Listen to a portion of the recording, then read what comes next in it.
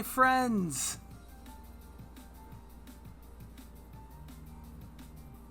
It's time for a fun-filled, action-packed day. Some Jeopardy Bootcamp! Tommy Z, it doesn't matter if you get them right now. It matters if you get them right on the test. That's why we're here. How is everyone doing today? First, he's been kind of busy, but everybody give some love to Andy. Andy the Quizzer is here today. Andy is excellent at what he does. And honestly, this stream wouldn't exist the way that it does without Andy's hard work with J-Archive. Andy does a really fantastic job, really keeping track of every single clue. So I'm really excited about that. And this works, and we're able to do this for everyone because of Andy's hard work. So thank you very much to Andy.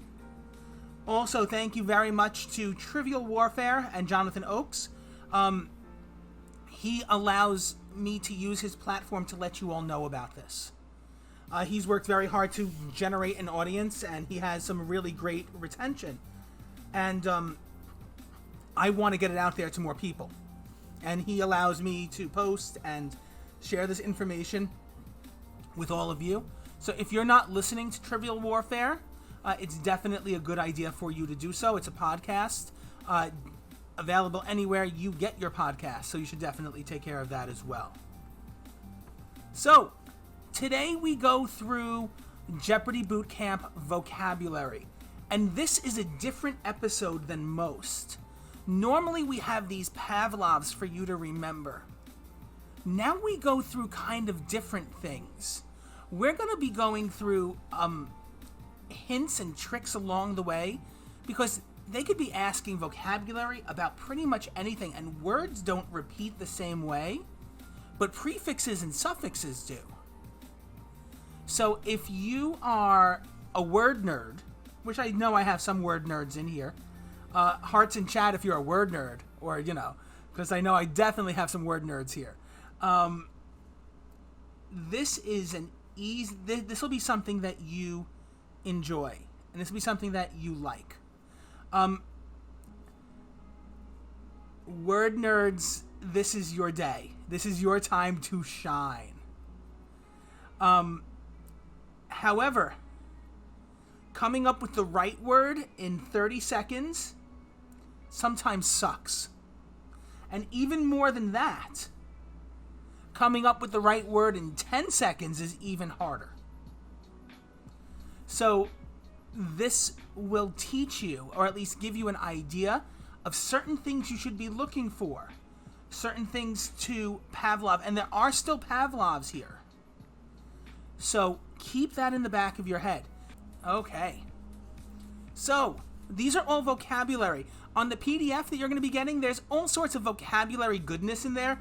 So here is question number 1. For those of you that like words, today's your day. Here is question number 1. Again, 30 seconds per, so go quick. This tasty verb precedes flavor when you are using flattery as a means of advancement.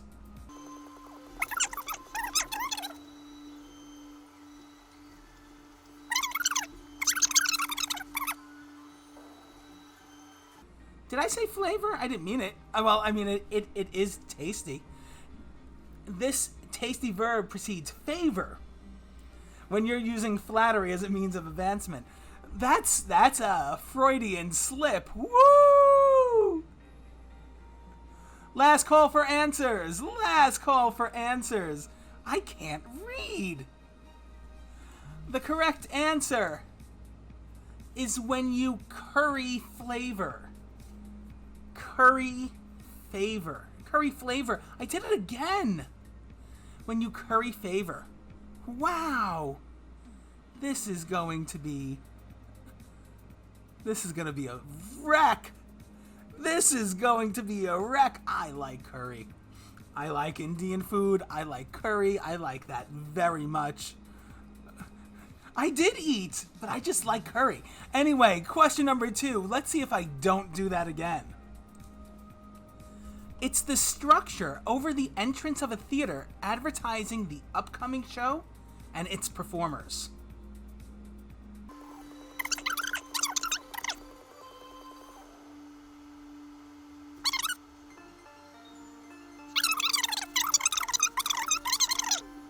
So, good job, everyone who got an answer in.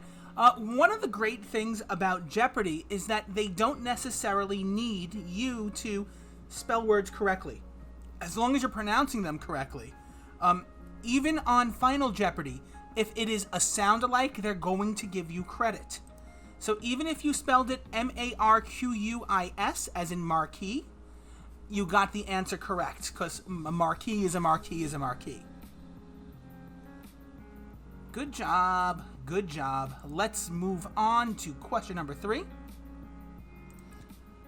I'm very cross about this Latin word meaning a vital or pivotal point.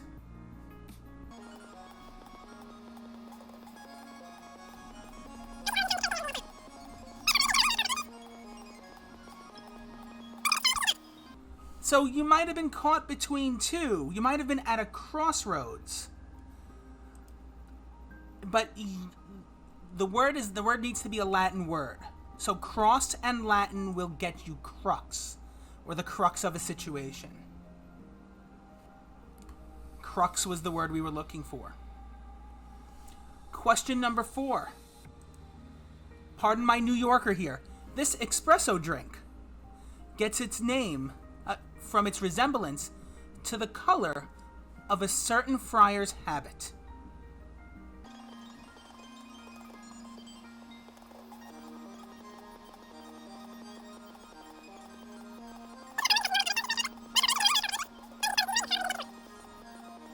So, I'll try my best to be less New York City. Espresso and friar should always bring you as a Pavlov to cappuccino. Cappuccino.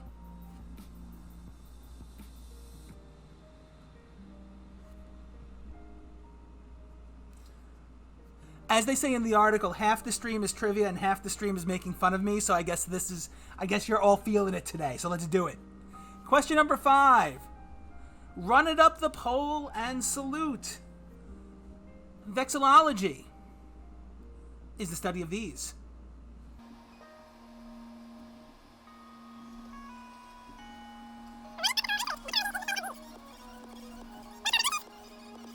If you're running it up the pole and you're saluting, you are saluting the flag. Vexillology is the study of flags. Question number 6 reads weird, but just follow me on it.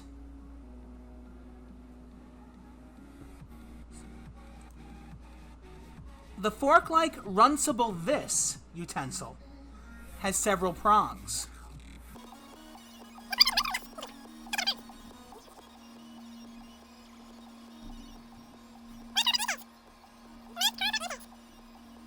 This is a real tricky one if you're not familiar with the Pavlov.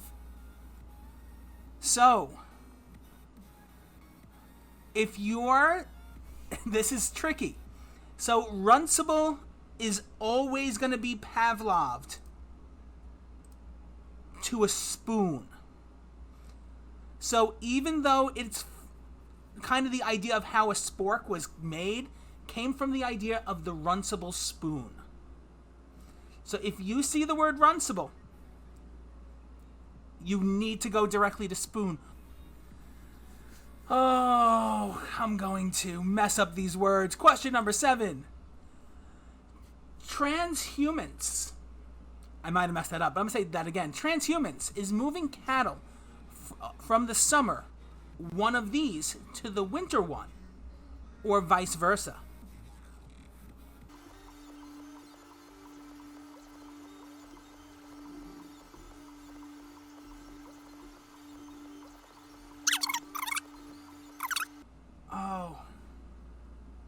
Okay, so nobody gave the same answer that was given on the show. So I need to make a executive decision about what I'm accepting and what I'm not. So the answer is range, R-A-N-G-E. So the range. So I'm giving credit to pasture. I'm going to give credit to ranch. But I'm not going to give credit to barn. How do you feel about that? Oh, they also accepted pasture? Oh, good. Then I feel better about that. I have no alternates, unfortunately.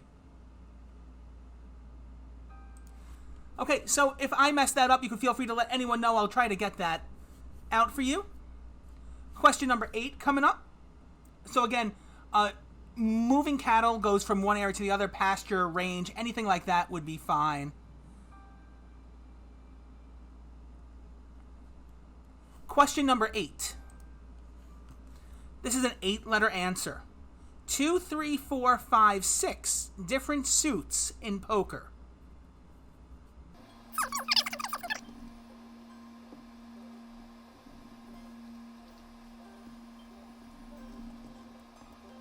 So the way that you're going to remember this, for those of you, Michelle, who don't remember suits in poker, or different hands in poker, is that if the numbers go in one straight order, 2, 3, 4, 5, and 6, or any straight line of numbers, it's going to be a straight. If the numbers are not in order, they don't go in a straight line. And that's a way that you can remember that moving forward. Question number 9.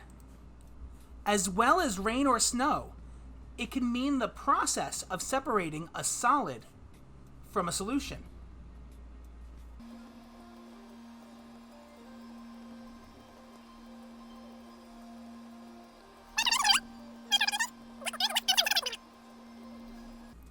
So your best clue here is rain and snow are different forms of precipitation. Precipitation. And finally, again, these are just the first 2 rows. Just wait till we get to the end. It's going to be great. This writ or order commands a person to appear in court to testify as a witness, subject to penalty for failure to do so. Parentheses, unless you're a politician, close parentheses.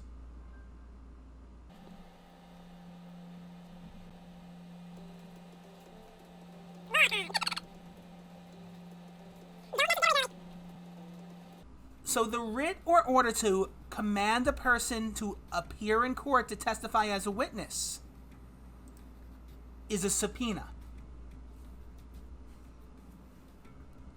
So that's our first 10 questions. These are tough. We all think that the vocabulary words, we're all smart people. We all read a lot, that the vocabulary questions should be easy. Unless they're hitting you right in the head sometimes, that 30 seconds goes by real fast. Let's go on to the next bunch of questions. Good start. Question number 11. Again, middle 2 rows. This word meaning hidden, when it goes before motives. This word means hidden when it goes before motives. It can also mean happening later. Woo! I read that wrong.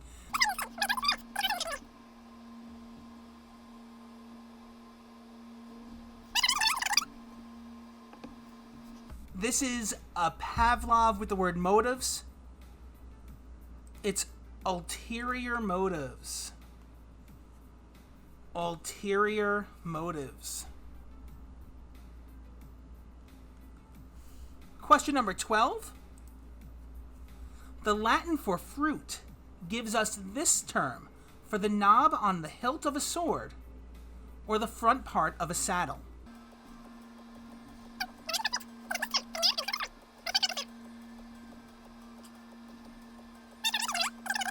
If you are a fan of Olympic gymnastics, you would have had an in here, because they call something the pommel horse because it represents the front part of a saddle.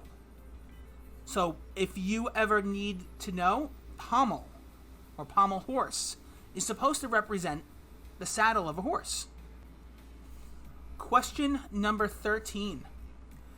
This one gives you clues. It's still going to be tough, though. A cutting tool and some body parts are in this word for a surgeon, coined by Dickens in the Pickwick Papers.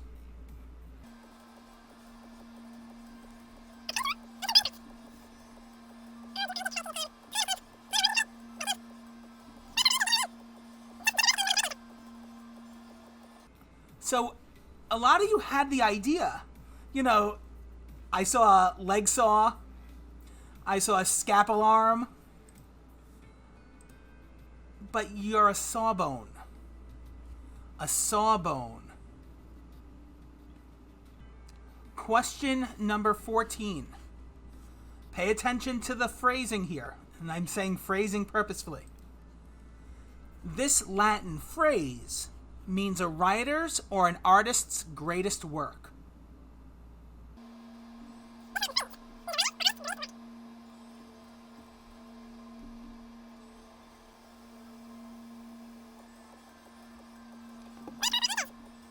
You have some really great answers, and I got to tell you why one of them is wrong. Because the first word you needed to see here was Latin. So pièce de résistance is from the French, not from the Latin. So it can't be the words that we're looking for. This Latin phrase was what we were looking for, and the Latin phrase is magnum opus. Magnum opus.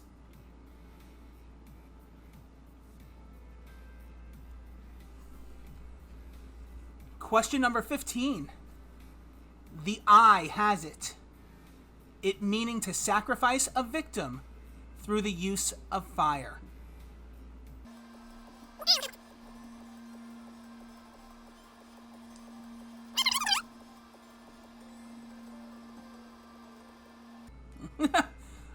The answer is what you should do to spiders. I mean, some people feel that way, some people don't.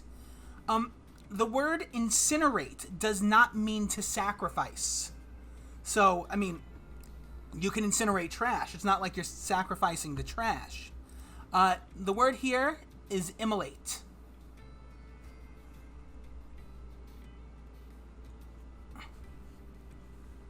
Question number 16.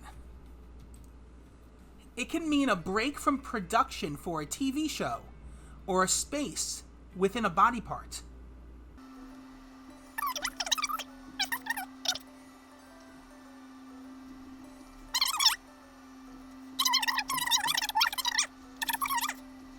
For this one, if a break from a TV show is a hiatus. Hiatus. Also, a space within a body part is a hiatus. Question number 17. From the Greek for inscription, it's a short poem with a witty turn of thought.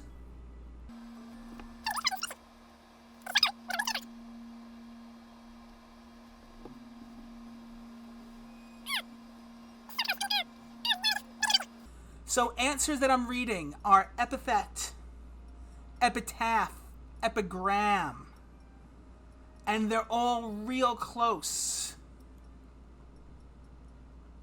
But you needed an epigram. Epigram. Epigram. Amy, if you can you share the etymology and or the prefix suffix for epigram in chat, please? Because that's a good one. And if you ever hear of an author, I'm going to do my New Yorker here. An epigram, your Pavlov should automatically be who? Who is your Pavlov if you're hearing of an epigram and an author?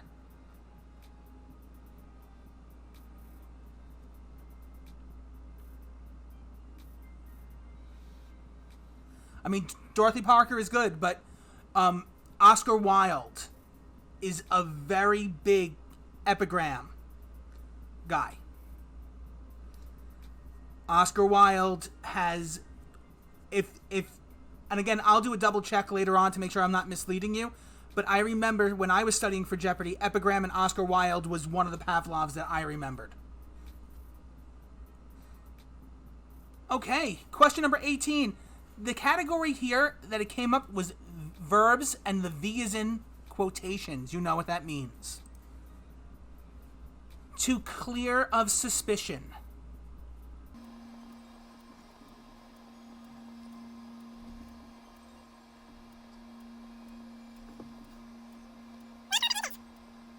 So, for those of you who may not be gigantic fans of the show, if a letter is in quotes, and there's at least one or two of you, if there's a letter in quotes, it means that the answer or the response needs to start with that letter. There's an interesting answer here that I would consider to be possible. But my team says no, so I can't give it to you. I like the word venerate, but it's not what we're looking for here. The correct answer is vindicate. Question number 19. By marking the stressed and unstressed syllables in a line, we're engaging in scansion, the analysis of this rhythmic element in a poem.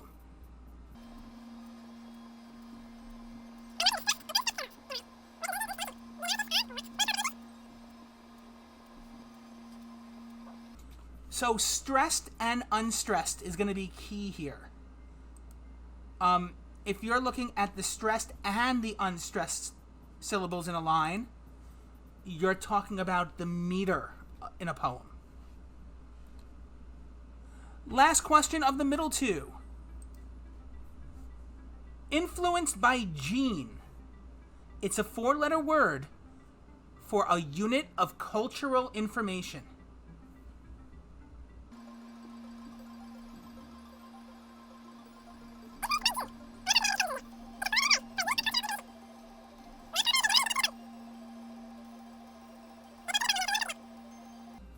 So influenced by gene, especially a selfish gene at that. The 4-letter word that you probably use today for a unit of cultural information is a meme. As first introduced by the book, The Selfish Gene. 10 more questions. This P word can mean an example of excellence, like one of virtue.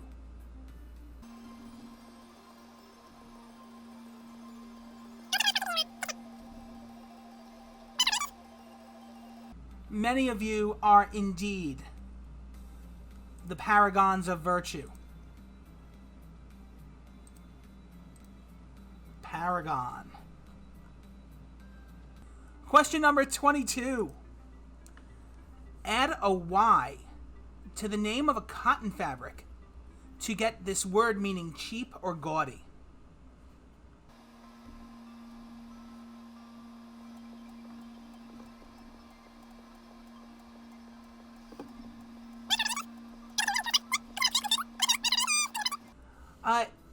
To get cheap or gaudy from a cotton fabric, your fabric needs to be chintz, and then you'd get chintzy.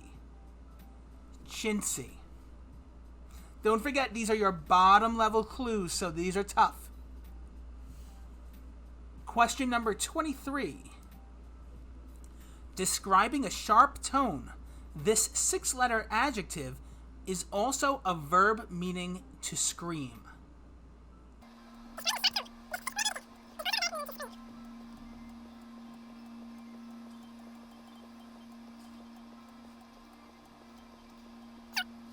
It's describing a sharp tone. It's not just meaning to scream. And some of you have a great word for to scream. It just doesn't match what we're looking for. So, describing a sharp tone, this 6-letter adjective, is shrill. shrill. A lot of shrieks. But the word we were looking for was shrill. Question number 24.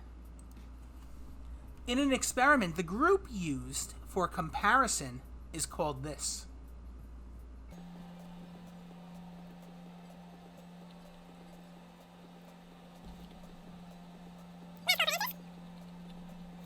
And this is a point where sometimes you get these clues that the writers think are going to play hard or harder, but they wind up being easier for whatever reason. We almost had a social on this one.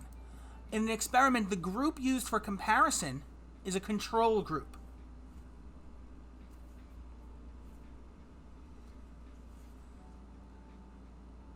Question number 25. This 5-letter term for the lowest point, often of despair, comes from Arabic.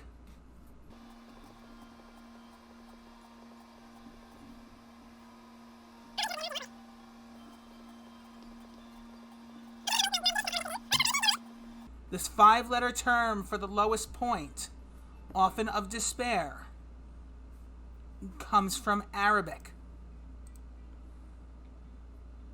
So the correct answer is nadir. Nadir. A lot of abysses. So mods, Amy or Courtney, if you could look up the etymology for abyss, that would be great to share with chat. Question number 26. The Latin mirabilis gave us this word for something awesome, or what we do at it.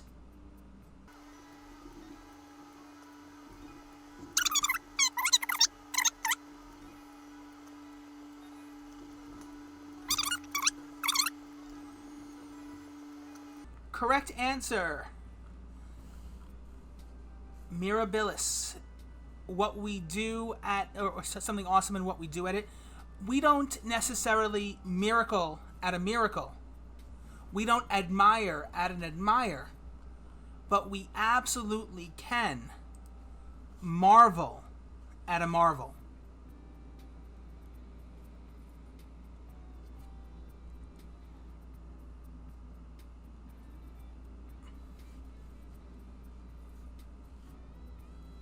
Question number 27. A defendant is brought before the court to hear charges and enter a plea in this initial step in a criminal prosecution.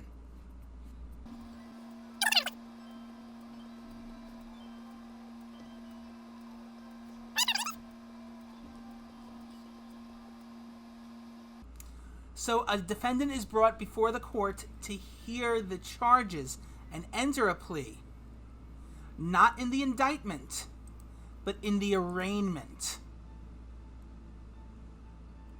The arraignment. Question number 28. The hint is that it is a 9-letter word. Because, you know, Jeopardy loves to give you the category. The category here is 9-letter words. Lengthened by tension.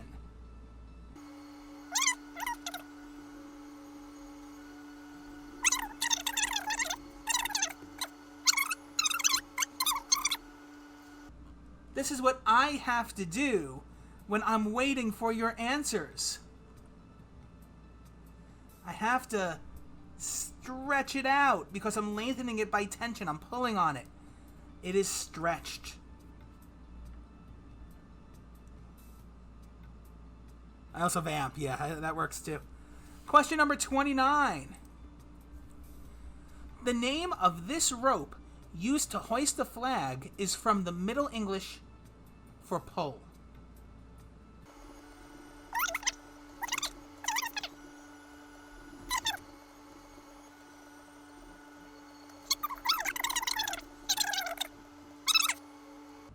The hardest question of the day. The name of this rope used to hoist the flag is from the Middle English for pull. Only 3 correct answers across the board. Tipster, Cam, and I'm from Jersey all know about the halyard. The halyard. Last question of the night, question number 30. This word can refer to a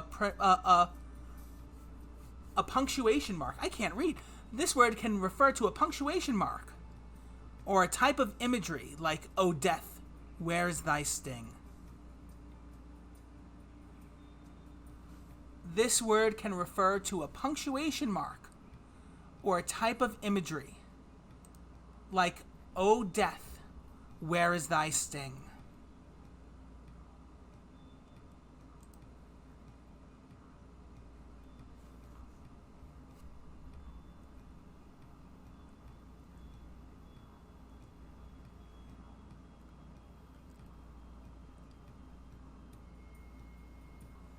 Last call for answers.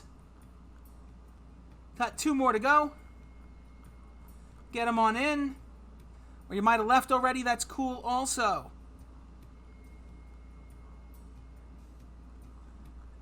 So, the imagery that we're looking for. So, a punctuation mark that is also a literary tool is an apostrophe. Apostrophe.